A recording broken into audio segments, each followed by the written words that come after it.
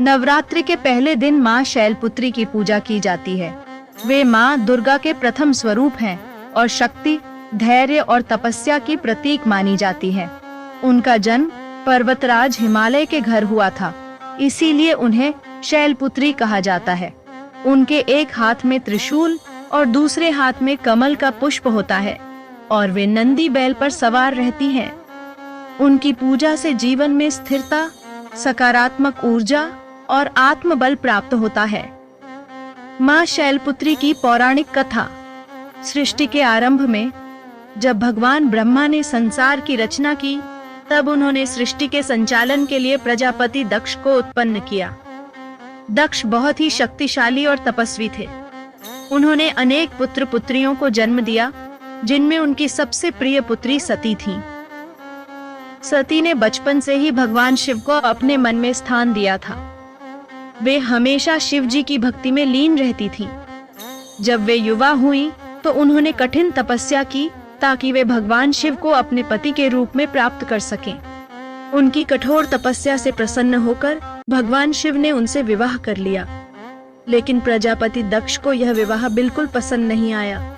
वे भगवान शिव का अपमान करते थे, क्योंकि वे श्मशान में रहने वाले, भस्म रमाने वाले, रुद्र रूप में रहने वाले देवता थे। दक्ष को शिव का यह रूप पसंद नहीं था, इसलिए वे हमेशा उनका अनादर करते थे। एक बार प्रजापति दक्ष ने एक भव्य महायज्ञ का आयोजन किया। उन्होंने सभी देवताओं और ऋषियों को आमंत्रित किया, लेकिन उन्होंने भगवान शिव और माता सती को आमंत्रण नहीं भेजा।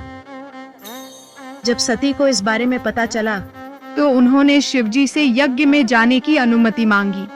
शिवजी ने उन्हें समझाया कि बिना निमंत्रण के वहां जाना उचित नहीं होगा, लेकिन सती अपने मायके जाने की जिद पर अड़ी रहीं।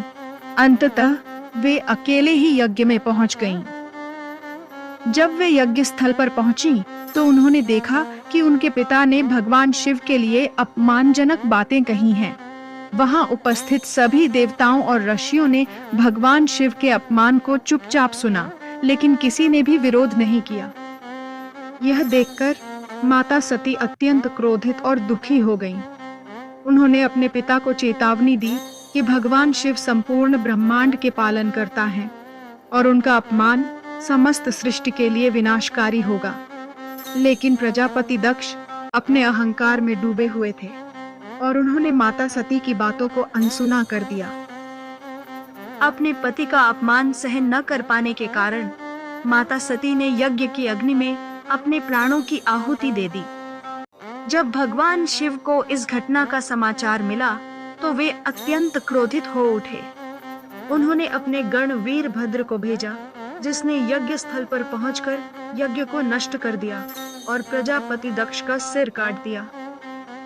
बाद में भगवान शिव के अनुरोध पर दक्ष को जीवन दान दिया गया, लेकिन उनके सिर के स्थान पर एक बकरे का सिर लगाया गया। माता सती के जाने के बाद भगवान शिव अत्यंत दुखी हो गए और वे पूरे ब्रह्मांड में सती के मृत शरीर को लेकर घूमने लगे। इस कारण सृष्टि का संतुलन बिगड़ गया। तब भगवान विष्णु ने सुदर्शन चक्र से सती के शरीर के टुकड़े कर दिए और जहाँ जहाँ उनके शरीर के अंग गिरे, वहाँ वहाँ शक्तिपीठों की स्थापना हुई।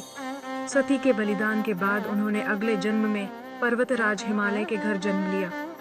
इस कारण वे शैलपुत्री के नाम से प्रसिद्ध हुईं। इस जन्म में भी उन्होंने भगवान शिव को पति रूप में प्राप्त करने के लिए कठोर तपस्या की। उन्होंने हजारों वर्षों तक तपस्या की, जिससे प्रसन्न होकर भगवान शिव ने उन्हें पुनः अपनी पत्नी के रूप में स्वीकार किया। ऐसी ही अलौकिक कथाओं के लिए हमारी चैनल को सब्सक्राइब करें, वीडियो को लाइक और शेयर अवश्य करें।